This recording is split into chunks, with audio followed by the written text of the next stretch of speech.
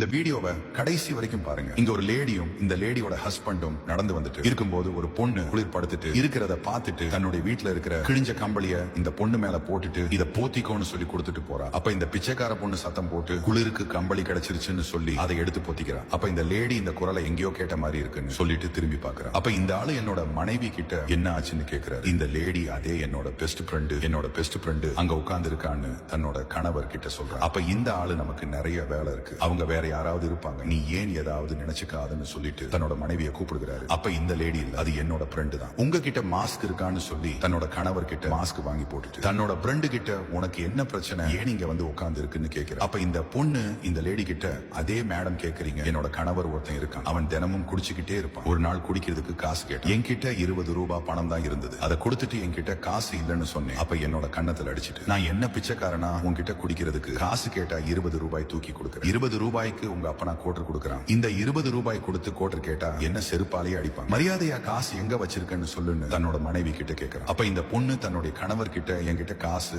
இல்ல, வீட்டு ஓனர் வந்தார் வாடகை பணம் கேட்டாரு, அதுக்கு நான் கொடுத்துட்டேன்னு சொல்றேன், அப்படி நான் உன் கழுத்துல இருக்கிற செயினை கொடு, நான் வித்து ஒரு வாரத்துக்கு குடிச்சுக்கிறேன்னு சொல்றேன். அப்ப இந்த பொண்ணு, இது எங்க அப்பா வாங்கி கொடுத்தது, இந்த செயினா நான் தரமாட்டேன்னு சொல்றேன். அப்ப இந்த ஆளு தரமாட்டியான்னு சொல்லி இழுத்துட்டு போய் இனிமே என்னோட வீட்டுல இருக்க கூடாதுன்னு சொல்லி வெளியே அனுப்பிவிட்டு இருக்கு. இந்த பொண்ணு இந்த லேடி கிட்ட, மேடம் என்னோட கணவர் ரொம்ப கொடுமைப்படுத்தினான், அதனாலதான் நான் இங்க இருக்கேன், நான் ஒவ்வொரு நேரமும் பயந்துகிட்டே இருப்பேன், என்னோட கணவர் திரும்ப பார்த்தான்னா திரும்ப கூட்டிட்டு போய் என்ன கொடுமைப்படுத்தும். அப்ப இந்த லேடி, சரி உங்களுக்கு ஏதாவது பிரச்சனை இருந்தா உங்களுக்கு தெரிஞ்சவங்க வீட்டுல போய் இருக்க வேண்டியதுதானே, ஏன் நீங்க உட்கார்ந்து இருக்கிறீங்கன்னு கேக்குறேன். அப்ப இந்த பொண்ணு, என்னோட அப்பா அம்மா இந்த குடிகாரனுக்கு கல்யாணம் முடிச்சு வச்சுட்டாங்க, அவங்களும் ரொம்ப கஷ்டப்படுறாங்க, இந்த குடிகாரனுக்கு கட்டி வச்சதுக்கு அவங்க ரொம்ப வருத்தப்பட்டாங்க, நான் என்னோட அப்பா அம்மாவை பார்த்து திரும்ப அவங்கள வருத்தப்பட வைக்க விரும்பல, அதனாலதான் மேடம் நான் இந்த இடத்துல உட்கார்ந்து இருக்கேன்னு சொல்றேன். அப்ப இந்த லேடி, சரி உங்க அப்பா அம்மா வீட்டுக்கு போகலைன்னாலும் உங்களுக்கு தெரிஞ்ச பிரான்ச்சஸ் யாராவது இருப்பாங்களா, அவங்க வீட்டுக்கு போலாம்லன்னு கேக்குறா. அப்ப இந்த பொண்ணு, மேடம் எனக்கு தெரிஞ்ச பொண்ணு ஒருத்தி இருக்கா, அவள் என்னோட பெஸ்ட் ஃப்ரெண்டு, நான் கஷ்டப்பட்டதும் இல்லாம அவளையும் போய் கஷ்டப்பட வைக்க விரும்பல, எனக்கு பிடிச்சவங்களை நான் எப்பயும் கஷ்டப்படுத்த மாட்டேன்னு சொல்றேன். அப்ப இந்த லேடி இந்த பொண்ணு முன்னாடி மாஸ்க் கழட்டுற. இந்த பொண்ணு தன்னுடைய ஃப்ரெண்ட பார்த்து, சாக்காகரா நீ எங்க இருக்க, நீ டாக்டருக்கு படிச்சுட்டு தானே இருந்த, எப்ப நம்ம ஊருக்கு வந்த அப்படின்னு கேக்குற. அப்ப இந்த லேடி இந்த பொண்ணு கிட்ட,